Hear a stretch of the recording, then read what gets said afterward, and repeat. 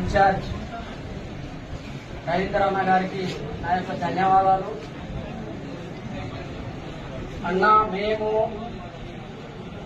35 సంవత్సరాల సంది కాంగ్రెస్ పార్టీలో పనిచేస్తున్నామన్నా.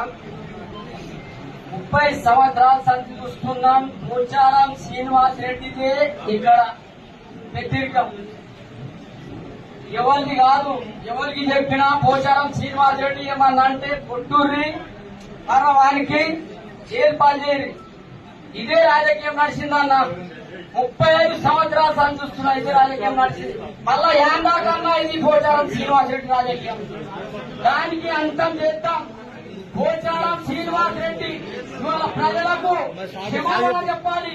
ఏమని నువ్వు ఇక్కడ కాంగ్రెస్ పార్టీలో వచ్చినావు, ఏ ముఖం పెట్టి వచ్చినావని నేను సూటిగా అడుగుతా ఉన్నా. పోచారం శ్రీనివాస్ రెడ్డి అన్నా, రవీందర్ అన్న గురించి ఇవాళ ఆత్మహత్య కూడా చేసుకుంటా. ఇక్కడ నుంచి రవీందర్ అన్న ఇక్కడ కదలేవు ప్రసక్తి లేదు. ఇవాళ రవీందర్ అన్న గురించి ఆత్మహత్య కూడా నేను సిద్ధంగా ఉన్నా. బిడ్డ పోచారం నీది మొత్తం బయటెళ్తానని నువ్వు ఇవాళ కాంగ్రెస్ పార్టీలో చేరినావు. బిడ్డ నీ కొడుకులతో సహా నీ కోడలతో సహా బిడ్డ ఉస్క మాఫియా నీది. ఇవాళ నీది ఇసుక మాఫియా. నీ కేసరు నడవకొచ్చినా ఇవాళ నువ్వు ఇక్కడ వచ్చిన బిడ్డ నిన్ను మాత్రం అంతం చేసేది ఖాయం. రాజీ పెట్టుకో, నా మీద కేసు పెట్టుకో. కాదు ఒక్క ఎంకే కూడా అంతరగాలని చెప్పి నేను మంది చేస్తా ఉన్నా. నేను ఒక మాట చెప్తున్నా అన్నా, మేము కార్యకర్తలను జెండలు మోసినాం. ఇవాళ మాకు నీ అండగా ఉంది. ఇక్కడ నుంచి నువ్వు పోవద్దు, మేమున్నాం.